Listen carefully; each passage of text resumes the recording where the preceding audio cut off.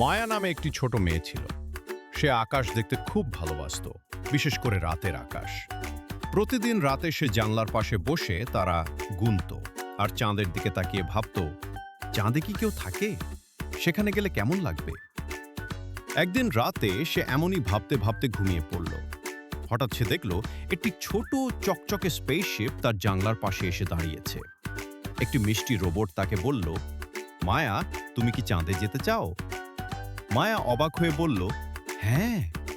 মুহূর্তের মধ্যেই সে স্পেসশিপে উঠে চাঁদের পথে রওনা দিল। চাঁদে পৌঁছে সে দেখল সবকিছু কত অদ্ভুত। মাটিতে পা রাখতেই সে হালকা হয়ে ভেসে উঠল। সে লাফ দিলে অনেক উঁচুতে উঠে যাচ্ছিল। রোবটটি তাকে বলল, এখানে মাধ্যাকর্ষণ শক্তি কম, তাই তুমি এত হালকা অনুভব করছো। মায়া চারদিকে তাকিয়ে দেখল পৃথিবী আকাশে একটি নীল বলের মতো ঝুলছে।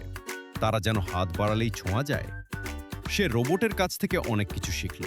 গ্রহ কিভাবে সূর্যের চারপাশে ঘোরে, তারারা কিভাবে আলো দেয় এবং মহাকাশে মানুষ কিভাবে কাজ করে। মায়া খুব আনন্দ পেল। তার মনে হলো বিজ্ঞান কত মজার।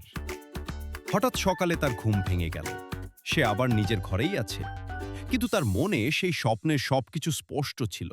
সে দৌড়ে গিয়ে মাকে বলল, মা, আমি বড় হয়ে বিজ্ঞানী হব। আমি একদিন সত্যিই চাঁদে যাব। তারপর থেকে মায়া আরও মন দিয়ে পড়াশোনা করতে লাগলো। সে বই পড়ে, নতুন নতুন প্রশ্ন করে আর সব সময় স্বপ্ন দেখে। এই গল্পের নীতিকথা হলো, নীতিকথা, স্বপ্ন আমাদের বড় হতে সাহায্য করে। বিজ্ঞান শেখা মানে নতুন পৃথিবী আবিষ্কার করা।